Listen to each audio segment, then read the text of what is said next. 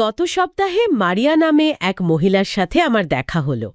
গত ১৫ বছর ধরে তিনি একটি পরিবারে গৃহপরিচারিকা হিসেবে কাজ করছেন। খুব সাধারণ একটা ঘরে থাকেন আর মাসের শেষে বেতনের প্রতিটি টাকা গ্রামে নিজের বাড়িতে পাঠিয়ে দেন। কিন্তু কেউ যদি সরকারি দফতরের নথিপত্র দেখে তাহলে চমকে যাবে। অবাক হওয়ার মতোই ব্যাপার আসলে। একদম। কাগজ কলমে মারিয়া এই শহরের একজন বিশাল বড় রিয়েল এস্টেট মোগল। তার নামে শহরের কেন্দ্রে ৩টি বিলাসবহুল পেন্টহাউস আর দামি এসইউভির গাড়ির বহর আছে, যেগুলোতে তিনি কোনোদিন বসেও দেখেননি। মানে পুরোটাই কাগজে হিসাব। হ্যাঁ, আমি যখন তাকে এই ব্যাপারে জিজ্ঞেস করলাম, তিনি খুব অবাক হয়ে একটু লজ্জিত হাসলেন। জানালেন তার মালিক একদিন বলেছিলেন কিছু অফিসিয়াল কাজের জন্য তার সই লাগবে, আর বিনিময়ে তাকে সামান্য কিছু বোনাসও দিয়েছিলেন। মারিয়ার কাছে এটা নিশ্চয়ই খুব সাধারণ একটা ব্যাপার ছিল। ঠিক তাই। মারিয়ার কাছে এটা ছিল একজন দয়ালু মালিকের জন্য করা সামান্য একটা উপকার, কিন্তু আর্থিক জগতের কাছে তিনি একজন মাল্টিমিলিয়নার। এই অত্যন্ত সাধারণ এবং নিরীহ মনে হওয়া ব্যবস্থাটি আসলে একটি বিশাল বড় প্রতারণার জাল লুকানোর নিখুঁত হাতিয়ার, যেটাকে আমরা একটা ফ্রন্ট বা ঢাও বলতে পারি। হ্যাঁ, মারিয়া এখানে স্রেফ একটা মানুষের ঢাল, যার নাম ব্যবহার করে পর্দার আড়ালের ক্ষমতাশালী কেউ নিজের কুৎসিত চেহারাটা ঢেকে রেখেছে। আমরা যখন মানি লন্ড্রিং বা কালো টাকা সাদা করার কথা ভাবি, আমাদের চোখে ভেসে ওঠে কোনো স্পাই থ্রিলার সিনেমা, জটিল অ্যালগরিদম বা গোপন কোনো দ্বীপের দৃশ্য। কিন্তু বাস্তবতা অনেক বেশি সাদামাটা, এবং সেই কারণেই অনেক বেশি ভয়ঙ্কর। ভাবা যাক আমাদের শহরের সেই বিশাল গগনচুম্বী বিলাসবহুল অ্যাপার্টমেন্টটির কথা। নথিপত্র অনুযায়ী যেটির প্রতিটি ফ্ল্যাট বিক্রি হয়ে গেছে, কিন্তু মাঝরাতে সেখানে একটি জানালার আলোও জ্বলে না। স্থানীয় বাসিন্দারা যাকে ডার্ক টাওয়ার বা অন্ধকার মিনার বলে ডাকে। একদম ঠিক। এগুলো আসলে মানুষের থাকার ঘর নয়, এগুলো হলো ইট পাথরের তৈরি এক একটি বিশাল সেফটি ডিপোজিট বক্স। এই যে কোটি কোটি ডলারের অবৈধ টাকা চোখের সামনে বৈধ সম্পদে পরিণত হচ্ছে, এর মাসুল গুনতে হচ্ছে সাধারণ মানুষকে। কারণ বাজারের ভারসাম্য নষ্ট হচ্ছে। ঠিক। কেন একজন পরিশ্রমী স্কুল শিক্ষিকা তার নিজের শহরেই একটা মাথা গোজা ঠাঁই কেনার সামর্থ্য হারিয়ে ফেলছেন? কেন কিছু অপরাধীর ব্যবসার খরচ মেটাতে গিয়ে আমাদের আবাসন বাজারের দাম কৃত্রিমভাবে আকাশ ছুঁয়ে যাচ্ছে? এটাই আজকে সবচেয়ে বড় প্রশ্ন। আজ আমরা এই অদৃশ্য অর্থনীতির গভীরে প্রবেশ করব। আজকের এই বিস্তারিত আলোচনায় দেখব কিভাবে মারিয়ার মতো সাধারণ মানুষদের ব্যবহার করে অপরাধীরা গড়ে তুলছে তাদের সাম্রাজ্য, আর কিভাবে প্রযুক্তির নতুন মোড়ক এই অন্ধকার পর্দার আড়ালে সত্যটা ফাঁস করে দিচ্ছে। এই অদৃশ্য অর্থনীতির ব্যাপ্তি আসলে আমাদের কল্পনার চেয়েও অনেক বেশি বিস্তৃত। মারিয়ার ঘটনাটি কোনো বিচ্ছিন্ন বা একক ঘটনা নয়। এটি একটি সুসংগঠিত, বহুস্তর বিশিষ্ট অবৈধ অর্থের জীবনচক্রের একেবারে প্রথম ধাপ। মানে এটা জাস্ট একটা শুরু। একদম। অবৈধ বিপুল পরিমাণ অর্থ প্রথমে রিয়েল এস্টেট বা আবাসন খাতের মতো স্থির সম্পদে প্রবেশ করে। তারপর সেই অর্থ সেখানে থেমে থাকে না, বরং আন্তর্জাতিক বাণিজ্যের জটিল গোলকধাঁধায় প্রবেশ করে রূপ বদলায়। আর সবশেষে এই চক্রটি গিয়ে পৌঁছায় আধুনিক ডিজিটাল ব্যাংকিংয়ের জগতে, যেখানে প্রতিদিন কৃত্রিম বুদ্ধিমত্তা বা এআই এর সাথে এর এক নীরব লড়াই চলছে। এই প্রতিটি ধাপে সাধারণ মানুষ কিভাবে ক্ষতিগ্রস্ত হচ্ছে সেটি আসলে সবচেয়ে গভীর চিন্তার বিষয়। মারিয়ার গল্পটা দিয়েই তাহলে শুরু করা যাক। মানে একজন সাধারণ গৃহপরিচারিকা, যার আর্থিক জগতের সাথে কোনো সম্পর্কই নেই, সে কিভাবে এত বড় একটি চক্রের কেন্দ্রবিন্দুতে পরিণত হলো? এর পেছনের প্রক্রিয়াটি আসলে কিভাবে কাজ করে?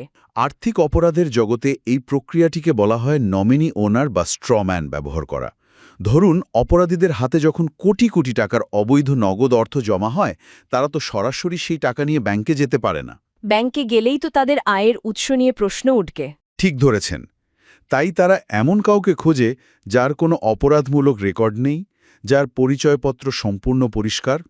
মারিয়া বা ধরুন কোনো সাধারণ বিশ্ববিদ্যালয়ের শিক্ষার্থী, এরাই হলো সেই নিখুঁত ঢাল, যাদের নাম ব্যবহার করে শেল কোম্পানি খোলা হয়। হ্যাঁ, অপরাধীরা এদের নাম ব্যবহার করে শেল কোম্পানি বা ভুয়া প্রতিষ্ঠান খোলে এবং সেই কোম্পানির মাধ্যমে বিলাসবহুল অ্যাপার্টমেন্ট বা জমি কেনে। আইনি কাগজপত্রে সবকিছুই বৈধ মনে হয়, কিন্তু পর্দার আড়ালে সম্পদের আসল নিয়ন্ত্রক থাকে সেই অপরাধীরাই। এখানে একটা ব্যাপার খুব অদ্ভুত লাগে। সাধারণ মানুষেরা যখন কোনো সম্পত্তি কিনতে যায়, তখন তারা বাজার দর যাচাই করে, সাধ্যমতো দাম কমানোর চেষ্টা করে। কিন্তু এই অপরাধীদের ক্ষেত্রে হিসাবটা তো একেবারে আলাদা বলে মনে হচ্ছে। তাদের এই আর্থিক আচরণকে অর্থনীতির ভাষায় বলা যায় অস্থিতিস্থাপক চাহিদা বা ইনইলাস্টিক ডিমান্ড। ব্যাপারটা একটু ভেঙে বলা যাক। সাধারণ মানুষের কাছে অর্থের একটা নির্দিষ্ট মূল্য আছে। হ্যাঁ, $100 মানে $100 ভ্যালু। কিন্তু যারা মানি লন্ডারিং করছে তাদের কাছে সেই অবৈধ $10 মিলিয়ন বর্তমান মূল্য আসলে শূন্য, কারণ তারা ওই টাকা প্রকাশ্যে ব্যবহার করতে পারছে না। এখন ধরুন বাজারে একটি অ্যাপার্টমেন্টের দাম $5 লাখ। সাধারণ ক্রেতা হয়তো সেটা $4,80,000 কেনার চেষ্টা করবেন। একদম। কিন্তু মানি লন্ডারার নির্দ্বিধায় সেই অ্যাপার্টমেন্টের জন্য $6 লাখ বা $7 লাখ অফার করে বসবে। কারণ অতিরিক্ত এই $1 বা $2 লাখ তাদের কাছে কোনো লোকসান নয়, বরং এটা তাদের কাছে সেই অকেজো কালো টাকাকে ব্যবহারযোগ্য সাদা টাকায় রূপান্তর করার এক ধরনের সার্ভিস চার্জ বা লেনদেন ফি। তার মানে বেশি দাম দেওয়াটা তাদের কোনো ক্ষতি করছে না, উল্টো তাদের কাজটা দ্রুত হাসিল হচ্ছে। কিন্তু এর ফলে তো পুরো এলাকার রিয়েল এস্টেট মার্কেটের 12টা বেজে যাচ্ছে। এটাই সবচেয়ে বড় সমস্যা। একটি অ্যাপার্টমেন্ট যখন এত চড়া দামে বিক্রি হচ্ছে, তখন তো আশেপাশের সব সম্পত্তির দাম কৃত্রিমভাবে বেড়ে যাবে। এটাই সবচেয়ে বড় ট্র্যাজেডি। অপরাধীদের এই বিপুল অর্থের প্রবাহ পুরো আবাসন বাজারে একটা ফাঁপা বুদবুদ তৈরি করে। সম্পত্তির মূল্যায়ন রাতারাতি আকাশ ছুঁয়ে যায়। আর এর পরিণতি ভোগ করে সাধারণ মানুষ। ঠিক, এর পরিণতি হলো সেই এলাকার দীর্ঘদিনের বাসিন্দা বা একজন সাধারণ স্কুল শিক্ষিকা, যিনি সারা জীবন সঞ্চয় করেছেন, তিনি হঠাৎ করে আবিষ্কার করেন যে নিজের শহরে একটা মাথা গোজার ঠাঁই কেনার সামর্থ্য তার আর নেই। তাকে শহর ছেড়ে দূরে কোথাও চলে যেতে হয়। আর সবচেয়ে মর্মান্তিক দিক হল এই ডার্ক টাওয়ার বা অন্ধকার মিনারগুলোতে যখন কখনো আইনি তদন্ত শুরু হয়, আসল অপরাধীরা ততদিনও ধরাছোঁয়ার বাইরে চলে যায়। হ্যাঁ, বিপদে পড়ে মারিয়ার মতো মানুষেরা। পুলিশের খাতায় আসামি হিসাবে নাম ওঠে সেই নিরীহ মানুষদের, যাদের সই ব্যবহার করে এই পুরো সাম্রাজ্য গড়ে তোলা হয়েছিল। স্থির সম্পদের পর এই বিপুল পরিমাণ অর্থ তো আর এক জায়গায় বসে থাকে না। অপরাধীদের এই অর্থকে সীমানা পার করে সম্পূর্ণ নিরাপদ আশ্রয়ে নিয়ে যেতে হয়, আর তখনই তারা ব্যবহার করে আন্তর্জাতিক বাণিজ্যের ফাঁকফোকর, যেটাকে ট্রেড বেসড মানি লন্ডারিং বলা হয়। হ্যাঁ, বাণিজ্যের আড়ালে অর্থ পাচারের এই বিষয়টি বুঝতে হলে আমরা দক্ষিণ পূর্ব এশিয়ার একটি ব্যস্ত বন্দরে কর্মরত কাস্টমস ইন্সপেক্টর এরিসের কাজের পরিবেশটা কল্পনা করতে পারি। এরিসের কাজের চাপটা একবার ভাবুন। বিশ্ব বাণিজ্যের পরিমাণ প্রতিদিন প্রায় $20 ট্রিলিয়ন। বন্দরগুলোতে পাহাড়ের মতো সারিবদ্ধ হাজার হাজার স্টিলের কন্টেনার প্রতিনিয়ত ওঠানামা করছে। এত বিপুল সংখ্যক চালানের মধ্যে অবৈধ কিছু খুঁজে বের করা তো আক্ষরিক অর্থেই খড়ের গাদায় সূচ খোঁজার মতো অবস্থা। একদম। ধরুন এরিস দৈবচয়নে একটি নির্দিষ্ট কন্টেনার পরীক্ষা করার সিদ্ধান্ত নিলেন। চালানের আইনি কাগজপত্রে স্পষ্টভাবে লেখা আছে এর ভেতরে $1.5 মিলিয়ন মূল্যের high precision industrial cooling unit বা বিশেষায়িত কারখানার যন্ত্রপাতি রয়েছে। এ ধরনের যন্ত্রপাতির দাম সাধারণত অনেক বেশি হয়, তাই নথিপত্র দেখলে কোনো সন্দেহ জাগে না। কিন্তু কন্টেনারটির দরজা খোলার পর দেখা গেল সম্পূর্ণ ভিন্ন এক চিত্র। ভেতরে কোনো দামি কুলিং ইউনিট নেই, বরং পুরো কন্টেনারটি ভর্তি সস্তা প্লাস্টিকের ডেস্ক ফ্যান দিয়ে, যার পুরো লটের বাজার মূল্য বড়জোর $10,000। $10,000 সাধারণ ফ্যান দিয়ে $1.5 মিলিয়ন পার করে দিচ্ছে। এটা তো রীতিমতো জালিয়াতি। হ্যাঁ, এটাই ওভার ইনভয়েসিং। আন্তর্জাতিক ব্যাংকিং সিস্টেমের এত কড়াকড়ি থাকা সত্ত্বেও চোখের সামনে দিয়ে এত বড় অঙ্কের টাকা কিভাবে পার হয়ে যাচ্ছে? এই অতিরিক্ত দেখানোর কারসাজিটা কিভাবে কাজ করে? এই জালিয়াতির পেছনের মেকানিজমটা আসলে খুবই নিখুঁতভাবে সাজানো। যে চক্রটি এই কাজ করছে তারা আসলে দুটি ভিন্ন দেশে দুটি আলাদা কোম্পানির মালিক। আচ্ছা। প্রথম দেশটিতে তাদের একটি কোম্পানি আছে যেখানে অবৈধ নগদ টাকাগুলো জমে আছে, আর দ্বিতীয় কোনো ট্যাক্স হেভেন বা নিরাপদ আশ্রয়ের দেশে তাদের আরেকটি কোম্পানি আছে। এখন দ্বিতীয় দেশের কোম্পানিটি প্রথম দেশের কোম্পানির কাছে $1.5 মিলিয়ন একটি ভুয়া চালান বা ইনভয়েস পাঠায়। আর প্রথম দেশের কোম্পানি সেই ইনভয়েস নিয়ে ব্যাংকে যায়। ঠিক তাই। ব্যাংকে গিয়ে তারা আন্তর্জাতিক বাণিজ্যের পেমেন্ট হিসেবে $1.5 মিলিয়ন পাঠানোর আবেদন করে। ব্যাংক যখন দেখে কাস্টমসের সব নথিপত্র ঠিক আছে এবং মালবাহী জাহাজে একটি কন্টেনার সত্যি উঠেছে, তারা পুরোপুরি বৈধ প্রক্রিয়ার মাধ্যমেই টাকাটা ট্রান্সফার করে দেয়। অর্থাৎ আসল ফ্যানের দাম ছিল $10,000, কিন্তু এর আড়ালে $1.49 মিলিয়ন সম্পূর্ণ বৈধ পথে নিরাপদ আশ্রয়ে চলে গেল। কিন্তু এখানে একটা যৌক্তিক প্রশ্ন জাগে। কি প্রশ্ন? অপরাধীরা কেন সোনা, তেল বা গমের মতো পরিচিত দামি পণ্য ব্যবহার করে না? তাহলে তো অল্প জিনিস দিয়েই অনেক টাকা পার করা যেত। কারণ আন্তর্জাতিক বাজারে সোনা বা তেলের মতো কমোডিটি পণ্যের একটা নির্দিষ্ট এবং সুপরিচিত দাম আছে। কেউ যদি 1 ব্যারেল তেলের দাম $10,000 দেখিয়ে চালান তৈরি করে, তবে ব্যাংকের স্বয়ংক্রিয় সিস্টেমে সাথে সাথে লাল বাতি জ্বলে উঠবে বা অ্যালার্ট বেজে উঠবে। ও, বুঝতে পেরেছি। তাই অপরাধীরা এমন সব পণ্য বেছে নেয়, যেমন বিশেষ ধরনের সার্কিট বোর্ড, ডিজাইনার পোশাক বা এই ফ্যান, যার দাম অত্যন্ত আপেক্ষিক এবং পরিবর্তনশীল। একজন কাস্টমস অফিসারের পক্ষে বিশ্বের লাখ লাখ প্রযুক্তি পণ্যের সঠিক বাজার মূল্য মুখস্থ রাখা কোনোভাবেই সম্ভব নয়। একদম অসম্ভব। আর অনেক সময় তো কন্টেইনারের ভেতরে কোনো মালপত্রই থাকে না, পুরোটাই ভুয়া কাগজের কারসাজি। একে বলা হয় ফ্যান্টম শিপমেন্ট। বাস্তবে কোনো জাহাজ বা কন্টেনারের অস্তিত্বই নেই। না, কিচ্ছু নেই। শুধু ডিজিটাল নথিপত্রের পাহাড় তৈরি করে ব্যাংক থেকে মিলিয়ন মিলিয়ন ডলার বের করে নেওয়া হয়। ভুয়া কাগজের এই জগৎ থেকে আমরা যদি পুরোপুরি ডিজিটাল ডেটার জগতে প্রবেশ করি, তাহলে পরিস্থিতি আরও জটিল আকার ধারণ করে। আধুনিক মানি লন্ডারিং শুধু আর জাহাজের কন্টেনারের মধ্যে সীমাবদ্ধ নেই। না, এখন লড়াইটা ডেটার জগতে। ঠিক। সিঙ্গাপুরের একজন কমপ্লায়েন্স অফিসার লিনের কাজের দিকে তাকালেই এটা স্পষ্ট হয়ে যায়। লিন আর বন্দরের ধুলোবালি বা কাগজের চালান নিয়ে লড়ছেন না, তিনি লড়ছেন অ্যালগরিদম আর স্ক্রিনের সামনে। লিনের লড়াইটা সম্পূর্ণ আলাদা মাত্রার। তার লড়াইটা ডেটার অকল্পনীয় গতি এবং ভলিউমের সাথে। আগে ব্যাংকিং সিস্টেমে একটা খুব সাধারণ নিয়ম ছিল, $10,000 বা তার বেশি নগদ লেনদেন হলেই স্বয়ংক্রিয়ভাবে সিস্টেমে অ্যালার্ট বাজবে এবং সেটির তদন্ত হবে। কিন্তু অপরাধীরা খুব দ্রুত এই নিয়মের দুর্বলতা ধরে ফেলে। হ্যাঁ, এবং নতুন এক পদ্ধতির উদ্ভব ঘটায়, যাকে বলা হয় স্মর্ফিং। বিশাল অঙ্কের অর্থকে একসাথে জমা না দিয়ে তারা সেটাকে ভেঙে ছোট ছোট $100 বা $200 অসংখ্য মাইক্রো ট্রানজ্যাকশনে রূপান্তর করে। হাজার হাজার মানুষ বিভিন্ন প্রান্ত থেকে এই ছোট অঙ্কের টাকা জমা দিতে থাকে। ঠিক।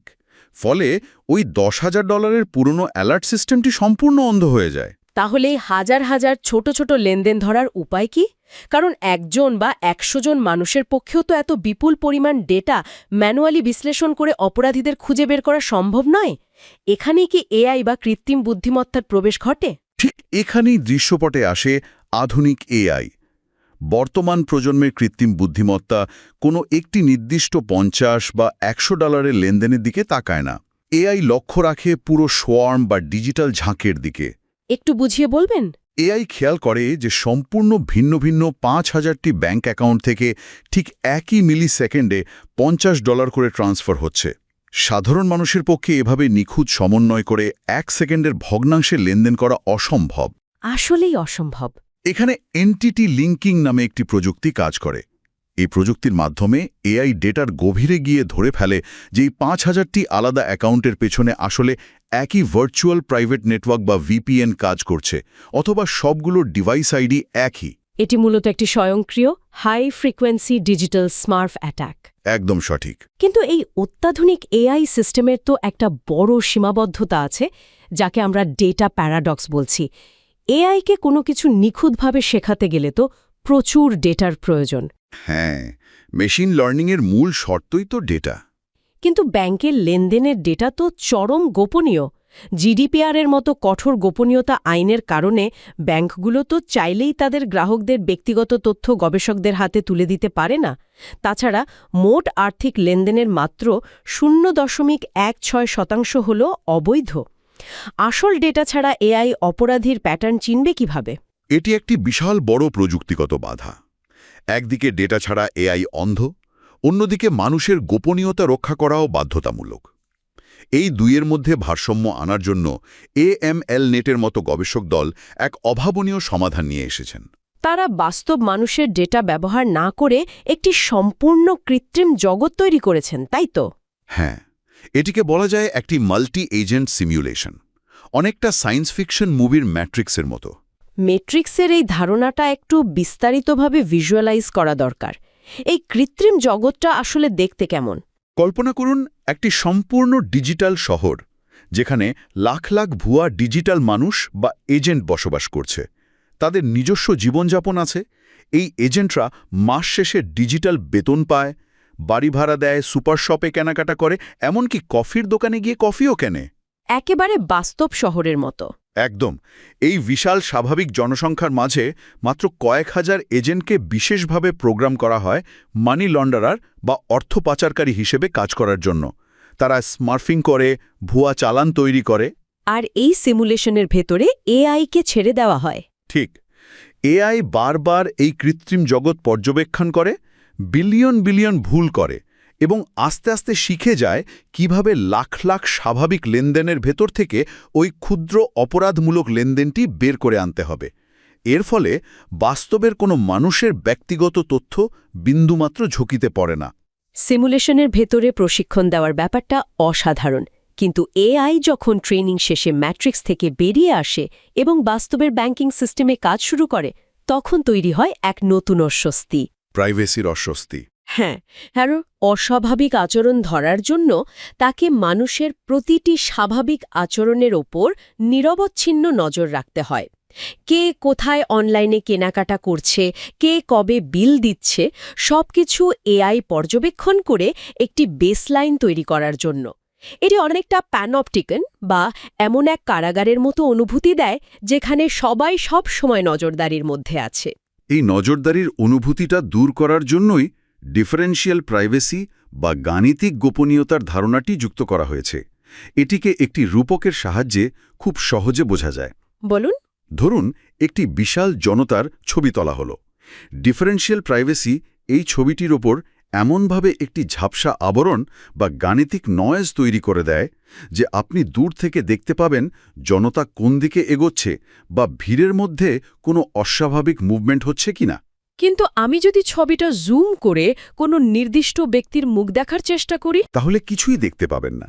ঠিক একইভাবে এআই সামগ্রিক অপরাধী চক্রের লেনদেনের প্যাটার্ন দেখতে পায়, কিন্তু কোনো নির্দিষ্ট ব্যক্তির পরিচয় বা তার ব্যক্তিগত লেনদেনের বিশদ বিবরণ আলাদা করে জানতে পারে না। এখানে মানুষের ভূমিকাটাও খুব জরুরি। প্রযুক্তি যতই উন্নত হোক, অন্ধের মতো এআই এর ওপর নির্ভর করা যায় না, কারণ এআই হয়তো একসাথে হাজার হাজার লেনদেন দেখে কোনো বড় অ্যাকাউন্ট ফ্রিজ বা ব্লক করে দিতে চাইবে, যেটা অনেক সময় ভুল হতে পারে। ঠিক। কিন্তু লেনের মতো একজন রক্তমাংসের মানুষ বুঝতে পারবেন যে সেটি হয়তো কোনো বড় প্রাকৃতিক দুর্যোগের পর চায়ের টি বা দাতব্য প্রতিষ্ঠানে সাধারণ মানুষের দেওয়া স্বতঃস্ফূর্ত অনুদানের ঢল। এআই কেবল ডেটা আর অঙ্ক বোঝে, কিন্তু মানুষ বোঝে বাস্তব পৃথিবীর প্রেক্ষাপট। প্রযুক্তি কখনোই মানুষের বিকল্প হতে পারে না, এটি মানুষের কাজের সহায়ক মাত্র। তবে এত সব আধুনিক প্রযুক্তি থাকার পরেও একটি মৌলিক অবকাঠামোগত গলদ রয়ে গেছে। এটিকে বলা হয় সাইলো প্রবলেম। Silo problem? হ্যাঁ, বন্দরে থাকা সেই কাস্টমস অফিসার এরিস এবং ব্যাংকে থাকা কমপ্লায়েন্স অফিসার লিন, তারা দুজনেই একই অপরাধী চক্রের বিরুদ্ধে লড়ছেন, কিন্তু তারা সম্পূর্ণ আলাদা দুটি জগতে বসবাস করেন। তাদের ডেটাবেস আলাদা, তাদের কাজের পদ্ধতি আলাদা। ঠিক। এরিস দেখতে পান ফিজিক্যাল কন্টেইনার আর লিন দেখতে পান ডিজিটাল ডেটা। অপরাধীরা ঠিক এই বিচ্ছিন্নতার সুযোগটাই গ্রহণ করে। তাহলে এই দুই বিচ্ছিন্ন জগৎকে এক করার উপায় কি? এর সমাধান নিহিত রয়েছে পাবলিক প্রাইভেট পার্টনারশিপ এবং ট্রেড ফাইন্যান্সের সম্পূর্ণ ডিজিটাইজেশনের মধ্যে। ধরুন, একটি গ্লোবাল ব্লকচেন নেটওয়ার্ক তৈরি করা হলো, যেখানে ব্যাংক এবং কাস্টমস পোর্ট একই প্ল্যাটফর্মে যুক্ত। আচ্ছা। যখন অপরাধী ব্যাংক থেকে ওই $1.5 মিলিয়ন ট্রান্সফারের আবেদন করবে, তখন ব্যাংক টাকা পাঠানোর আগে ব্লকচেনের মাধ্যমে মুহূর্তের মধ্যে কাস্টমস পোর্টের সাথে তথ্য মিলিয়ে নিতে পারবে। আর সিস্টেম যখন স্বয়ংক্রিয়ভাবে দেখবে যে বন্দরে ফিজিক্যালি কোনো দামি কুলিং ইউনিট নেই, বরং সস্তা ফ্যান আছে, তখন ট্রানজ্যাকশনটি সেখানেই ব্লক হয়ে যাবে। তবে প্রযুক্তিগতভাবে এটি সম্ভব হলেও বিশ্বের প্রতিটি দেশের কাস্টমস এবং ব্যাংককে একই নেটওয়ার্কে যুক্ত করা একটি পাহাড়সম ভূ-রাজনৈতিক চ্যালেঞ্জ। পুরো আলোচনার চিত্রটা যদি আমরা এক সুতোয় গাঁথি, তাহলে বিষয়টা খুব পরিষ্কার হয়ে ওঠে। মারিয়ার নামে থাকা রিয়েল এস্টেটের সেই স্থির সম্পদ, এরিসের বন্দরের ভৌত বাণিজ্য এবং লিনের এআই নির্ভর ডিজিটাল জগৎ, এগুলো বিচ্ছিন্ন কোনো বিষয় নয়। পুরো নেটওয়ার্কটি একে অপরের পরিপূরক। মূল লক্ষ্য হওয়া উচিত অবৈধ অর্থের ব্যবহারযোগ্যতা সম্পূর্ণভাবে ধ্বংস করে দেওয়া। অবৈধভাবে উপার্জিত টাকা যদি কোনোভাবেই অর্থনীতিতে প্রবেশ করানো না যায়, তবে এত ঝুঁকি নিয়ে মানি লন্ডারিং করার পেছনে যে অর্থনৈতিক প্রণোদনা থাকে সেটাই ধসে পড়বে। একদম ঠিক বলেছেন। অর্থ পাচার রোধ করতে গিয়ে আর্থিক ব্যবস্থাকে নিখুঁত ও সম্পূর্ণ স্বচ্ছ করার এই নিরলস প্রচেষ্টার একটি ভয়ঙ্কর বিপরীত দিক রয়েছে। এই অত্যাধুনিক প্রযুক্তি একদিকে যেমন অপরাধীদের কোণঠাসা করে পুরোপুরি রাডার বহির্ভূত একটি সমান্তরাল অন্ধকার অর্থনীতি তৈরি করতে বাধ্য করছে, ঠিক তেমনি এটি সাধারণ এবং সৎ মানুষদের এমন একটি কাঁচের ঘরে বন্দী করে ফেলছে যেখানে তাদের নিজস্ব কোনো ব্যক্তিগত গোপনীয়তা বলতে আর কিছুই অবশিষ্ট থাকছে না।